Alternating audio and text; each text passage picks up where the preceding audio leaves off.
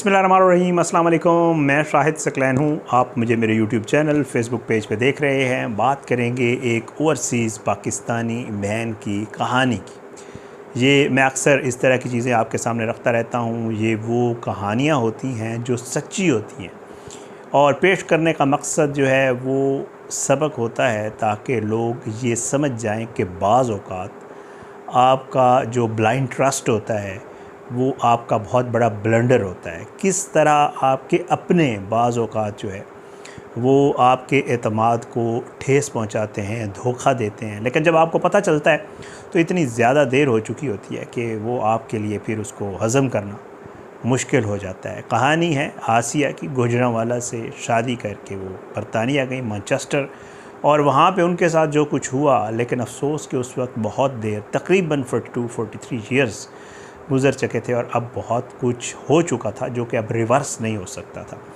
तो बहरहाल बड़ी अफसोसनाक कहानी है उनके साथ क्या कुछ हुआ। आज की इस वीडियो में ओवरसीज़ पाकिस्तानियों की जो सच्ची कहानियाँ होती हैं वो आपको सुनाएंगे और आपको बताएंगे कि किस तरह अपने जो है वो आपके साथ धोखा करते हैं। हुआ कुछ यूँ ही। आसिया बताती हैं कि जी गुजरांवाला से ताल्लुक़ है और हम जो है मैंने एजुकेशन अपनी कंप्लीट की। ज़्यादा मेरी एजुकेशन नहीं है, ज़ाहिर है मैंने एफ़ए तक पढ़ा था और हमारे यहाँ आपको पता है जब की ये बात है तब तक एफ़ए भी एक बहुत अच्छी तालीम होती थी। और वही हुआ कि फ़ैमिली वाले जो है एजुकेशन मेरी हुई, कुछ अरसे के बाद छोटी उम्र में शादियाँ कर दी जाती थी। पहले यही होता था, आजकल तो माशाल्लाह मास्टर्स के बाद भी लोग जो है वो फिर रहे होते हैं और काफ़ी देर बाद जाके बड़ी उम्र में लेट शादियाँ करते हैं, लेकिन उस वक्त ज़रा जल्दी शादियाँ करने का रिवाज था। कहती हैं कि जी मेरी जब एफ़ए वगैरह मैंने किया तो ज़ाहिर है जैसे फ़ैमिली के रिश्ते विश्ते होते हैं, तो जो मेरे रिश्तेदार थे बाकी, उन्होंने मेरे घर वालों से मेरी शादी की बातचीत करना शुरू कर दी। बहुत सारे जैसे होता है फ़ैमिली में रिश्ते, कुछ तो पहले तो ये होता था कि बच्चे छोटे होते थे तो लोग नाम रखना शुरू कर देते थे कि फ़लाँ के साथ इसकी शादी होगी, फ़लाँ के साथ। तो कहते हैं हमारी फ़ैमिली में भी ऐसे था, लेकिन बहुत सारे रिश्तेदारों ने रिश्ते मांगे। मेरे वालिदैन को कुछ मुनासिब रिश्ता नज़र नहीं आया और जो है मामला इस तरह चलता रहा। लेकिन हमारी फ़ैमिली में, वो कहते हैं मेरे अपने कज़न थे जो कि मुझसे उम्र में थोड़े बड़े थे और वो जो है बरतानिया गए थे इसी तरह रोज़गार की तलाश में। मैनचेस्टर में रहते थे और वो वहाँ पे टैक्सी चलाते थे, जो कैबिंग करते हैं लोग, वही वाला मामला था उनका। अच्छा, ये क्योंकि उस वक्त की बात है, काफ़ी पुरानी बात है, ज़ाहिरी बात है, तो इनकम भी अच्छी थी, यहाँ ख़र्चे ज़्यादा नहीं थे, तो ठीक था। उनकी जो इनकम थी वो अच्छी थी, वहाँ पे घर वाले भी अच्छे बेहतर रह रहे थे और ख़ानदान में आपको पता है उस वक्त को बाहर होता था तो उसका तो नाम ही अलग होता था या उसका तो मकाम ही अलग होता था, ज़ाहिरी बात है। कहती है कि मेरे कज़न जो थे उनका भी यही सिलसिला था।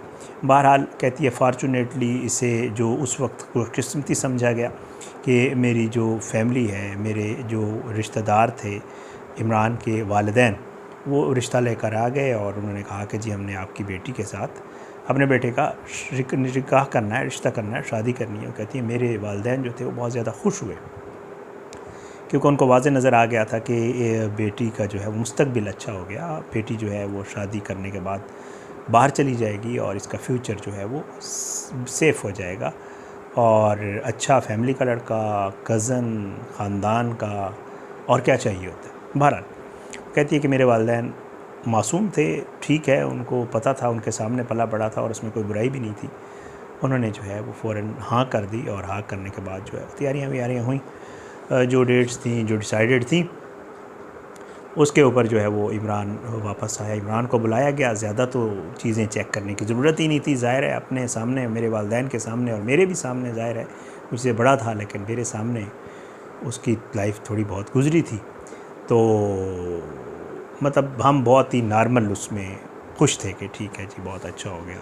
शादी तो कहीं भी होना होती है, लेकिन अगर आपको अपनी फैमिली में अच्छा रिश्ता मिल जाए तो इससे अच्छी बात नहीं होती। बहरहाल कहते हैं जी मेरी शादी जो है वो इमरान के साथ हो गई। इमरान जो है वो पेपर्स वगैरह लेके चला गया और उसने यही कहा कि मैं आपको बुला लूँगा, और वही हुआ। कुछ अरसे के बाद जो प्रोसेस होता है, जितना कुछ होता है वो हुआ और उसके बाद वो दिन भी आ गया जिस दिन मेरे वालिदैन और मेरे जो इन लॉज थे वो मुझे एयरपोर्ट छोड़ने आ गए और हम एयरपोर्ट से, लाहौर एयरपोर्ट से मेरी जो है वो रवानगी हो गई मैनचेस्टर, बरतानिया।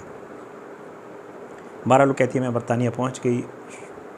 ऑलरेडी वो एक घर में रहता था, उसने रेंट पे लिया हुआ था। पहले किसी दोस्तों के साथ रह रहा था, जब उसकी शादी वाला मामला हुआ तो उसने एक अलग से एक घर ले लिया और मुझे वहाँ पे रखा। मामलात वही थे, ज़ाहिर है जैसे हमारे ओवरसीज़ पाकिस्तानी बहन भाई वहाँ जाके मेहनत करते हैं।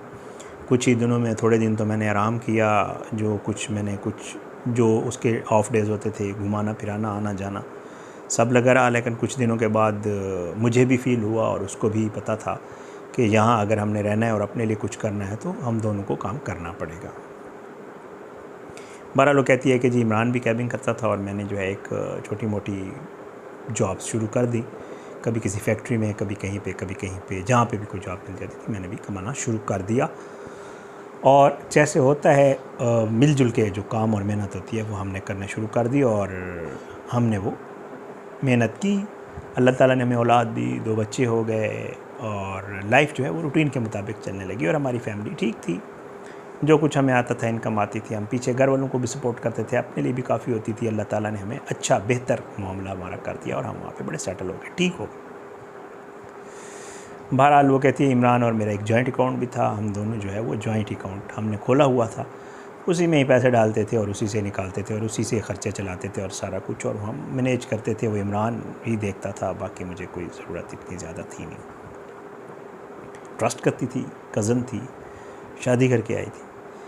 कहती है एक दिन जो है मुझे शक नहीं होना था, लेकिन एक दिन हुआ ये कि घर का जो है वो फ़ोन बजा तो उसके ऊपर जो है वो मैंने रिसीव किया जो आपका लैंडलाइन फ़ोन होता है वो। तो कहती है जी मैंने रिसीव किया तो दूसरी तरफ से ख़ातून थी।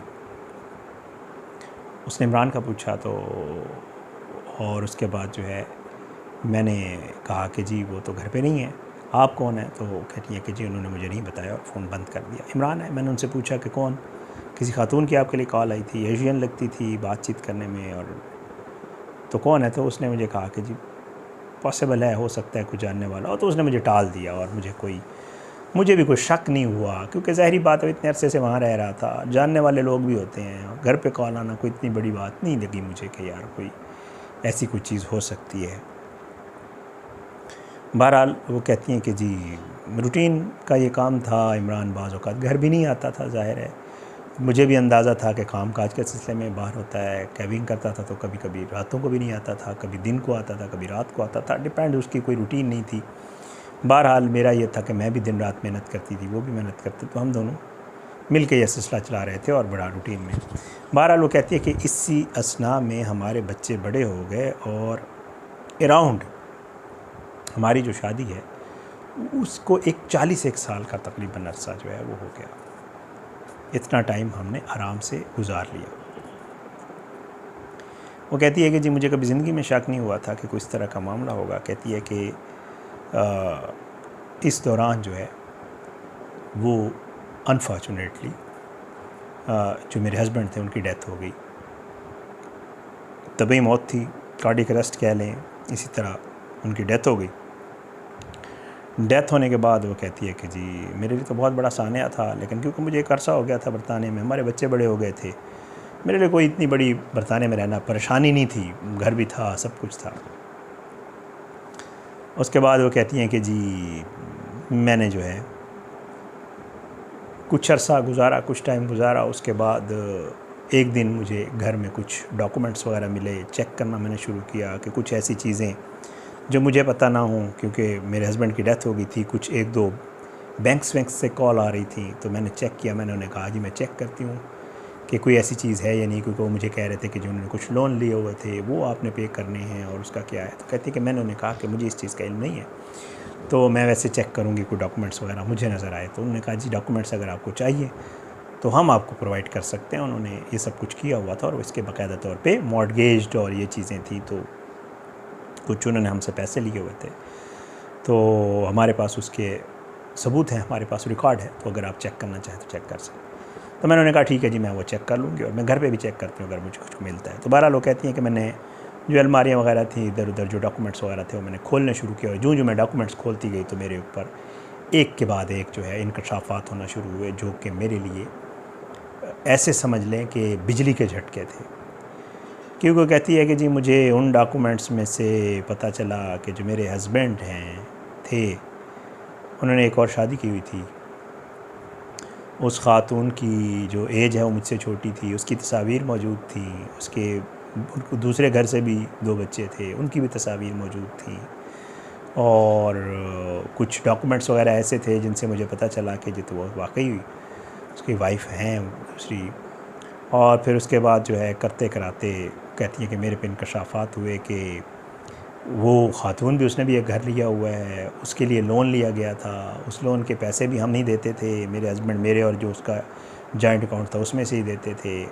बहुत सारी ऐसी चीज़ें जो उन्होंने मुझे नहीं बताई थी, लेकिन उनके मरने के बाद मेरे ऊपर इंकशाफात पे इंकशाफात हुए, बैंक से लोन्स और उनकी किस्तें और वो सारी चीज़ें, और बहुत सारी ऐसी प्रॉपर्टीज़, मॉर्टगेज, हमारा घर मॉर्टगेज करवाना और इस तरह के बहुत सारी चीज़ें थी जो मेरे लिए बड़ी जो है वो परेशानी का बाइस बन गई।